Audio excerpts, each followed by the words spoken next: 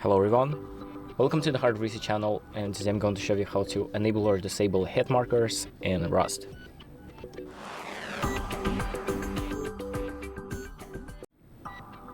So the first thing that we're going to do is open up the options, and then we're going to go to the options tab in the options, and under gameplay you'll find hit cross.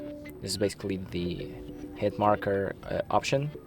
And what it basically does, if you have it enabled, an indicator will appear on your screen when you have dealt damage to a player. So if you want to enable that option, keep it on, and if you want to disable it, select off.